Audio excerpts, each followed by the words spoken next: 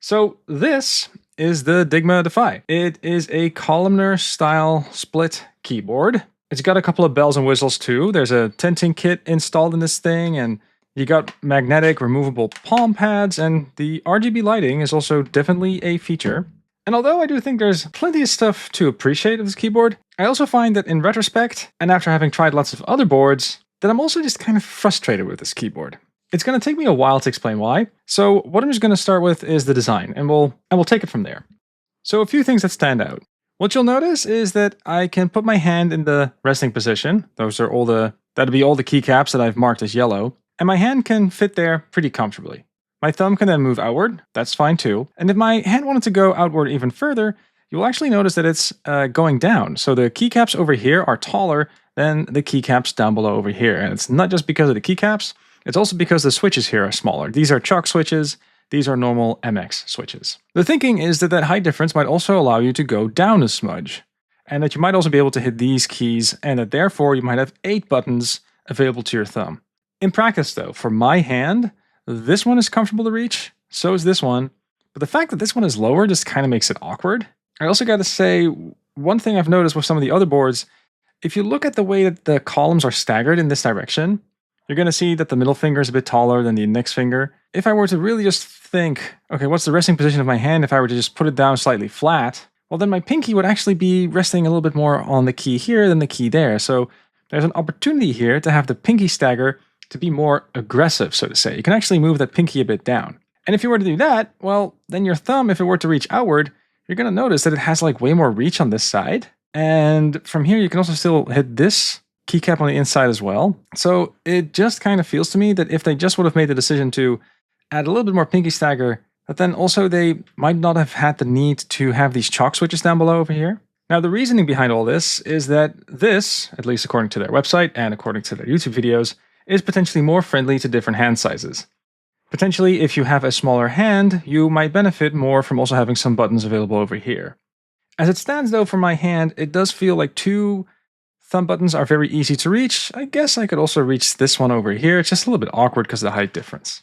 Now there is one interesting aspect to this thumb cluster over here that does deserve a little bit of extra attention. And for that, I just grabbed this old board. Notice how on a normal keyboard, you are typically typing along, and then the moment you have to use the arrow cluster over here, you would typically lift your hand and then move it back down again. You're never going to twist your wrist like this. It's definitely hand up and then back down. So you float your hand. That's the name of the technique. One interesting thing about the thumb cluster as is that you could, of course, float your hand down here, and then you could use these keys quite conveniently as an arrow cluster. It's not a stretch. Like, the keys are in the right position. There's a height difference here that's awkward, but it's doable. And that theoretically means that you could use this side as a normal arrow cluster, and maybe this side over here as a mouse move cluster.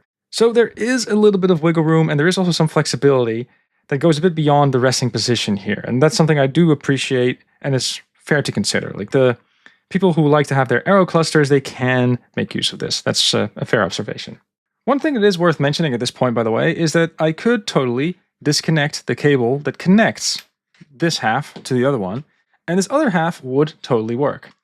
That, I gotta say, is a pretty good party trick, and I've not seen a lot of boards actually be able to do that. And the reason that it is able to do this is because the configuration is actually stored in here. They call this the neuron, I think. If you were to go for the Bluetooth version, by the way, this would look different. I went for the wired version. But it is important to understand that the configuration is actually stored in this thing, which also means that if you're going to bring these boards with you, you're going to want to carry this neuron with you at all times as well. Don't lose it. But yeah, let's plug this one in, and we're up again. Now, when you buy this keyboard, you can get it in a few editions, and the edition that I got was the one with a tilting kit, but no Bluetooth, and also no extra RGB lighting. You can actually see a little bit of plastic at the bottom here, and this is where the extra RGBs would go. And this will give you a very big underglow. Now, there's one frustrating thing about that underglow that I do want to mention. This is the Dygma website, and there are all sorts of settings that you could go for. You could add tinting, and you can remove it. You could also add underglow, but you can only buy the underglow if you also go for wireless and tinting, and then you can get the underglow in the keyboard as well. So if you are only interested in underglow, you're gonna have to pay $250 extra. Now, the reason why that frustrates me is because by adding extra RGBs, I would imagine that you're going to run out of batteries quicker. Underglow to me sounds like a pretty okay feature, but not on a wireless keyboard. However, the only way to get the underglow is to go for the wireless version, so something about that just doesn't really make sense to me.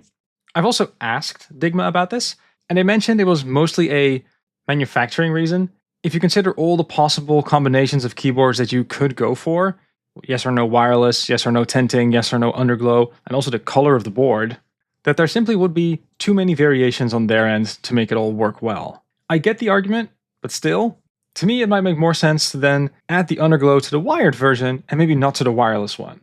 Again, mainly because of the battery, and if I look at some of the reviews online, I also get the impression that the wireless feature is actually broken some of the time. They might have ironed out a lot of those details, but I would simply not go for wireless because the feature seems a bit more iffy. But I might have gone for the RGB underglow if I'm the kind of person that thinks that really looks cool, and I can definitely imagine there's kind of a gamer crowd that likes that.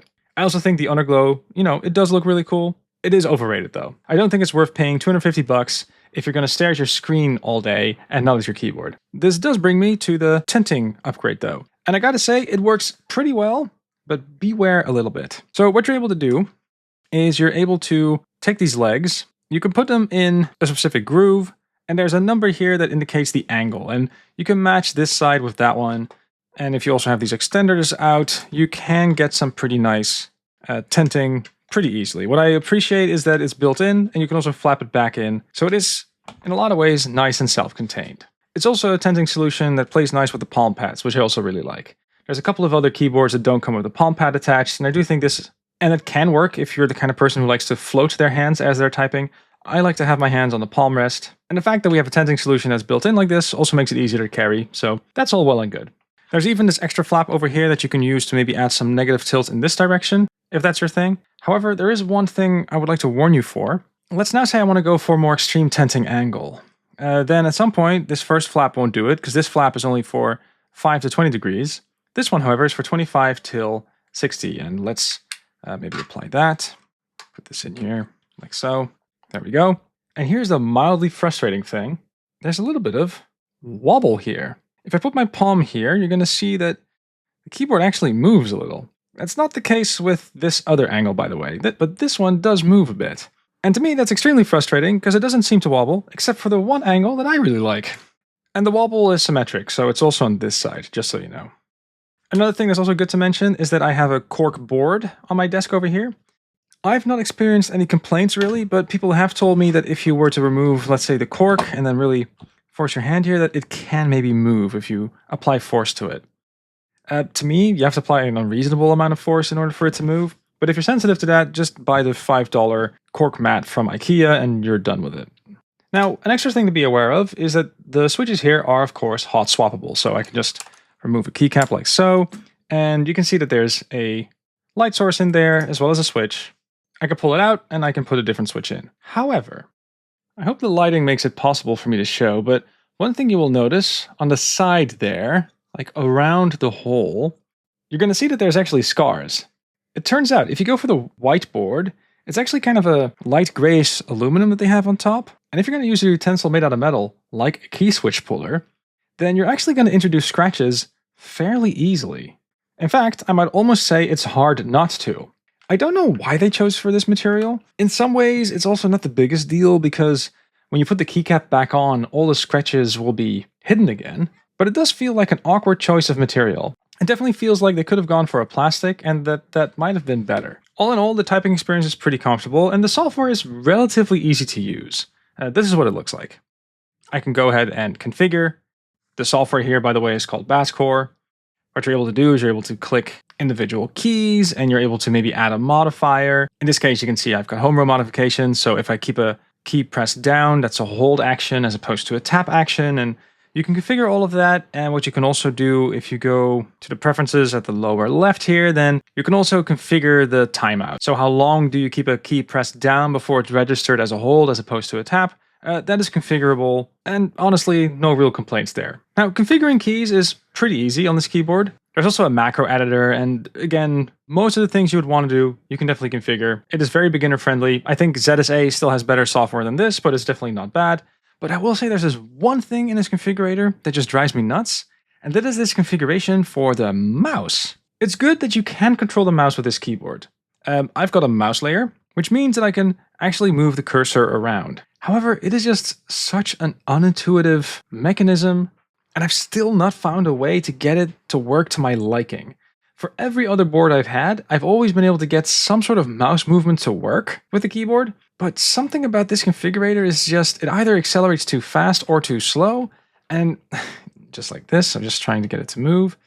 And especially if you're trying to grab a small icon like the slider over here, it is just so unintuitive to me. What I'm used to is that you're able to just tap the move left key and that the mouse cursor would actually move a little bit. But on a Dygma board, you have to keep it pressed down and then you have to let it go at the right time. Something about not being able to tap to get the final few millimeters in is just the worst. It's not just the Defy keyboard that has this issue, also their Raise keyboard has this issue. It's, I think, a thing with their software. There's a lot of stuff to really like, but that mouse is just unconfigurable. So all in all, you've got a keyboard with great RGBs, if that's your thing, that's a plus. The tenting kit is okay, as long as you don't go for 25 degrees, I think you're probably going to be fine. You can hot swap the switches, and you can also put a few switches in here that are very RGB friendly. So in a lot of ways, on paper, this should be a really good keyboard. Now to be clear, it's still an expensive board, but the main thing that really hurts with this keyboard isn't necessarily the board itself. It's not a bad board. The thing that just kind of bugs me more is if I were to compare the amount of effort that Dygma puts into their marketing material. I'm checking YouTube right now, and Dygma has 371 videos on their channel, just to give an impression of how much content they just make about these boards. And I get it, because if you are popular on YouTube, you're probably going to sell more boards, so in a way that feels normal, right? But I would imagine that if you spent that much effort on the marketing, that you could maybe spend an equal amount on the board itself. If I were to compare this to some of the other brands, like MoErgo, who builds the Glove 80, or ZSA, that made the Moonlander and the Voyager, those companies feel like keyboard companies that also have a social media presence. And in the case of Dygma, it almost feels like they are a social media company that happens to sell keyboards. And again, it's totally fine that you spend so much effort on marketing, but if so much effort is spent on marketing, I would hope that the board is also flawless. And that's definitely not the case. And it's that bit that kind of hurts, because it feels like I'm paying more for the marketing than for the board. That's my summary of it. It's not a bad board. You can get it to work if you don't tilt with 25 degrees, and if you don't care about the mouse. The RGBs are really flashy and good, but it also feels like there's just too much marketing around it.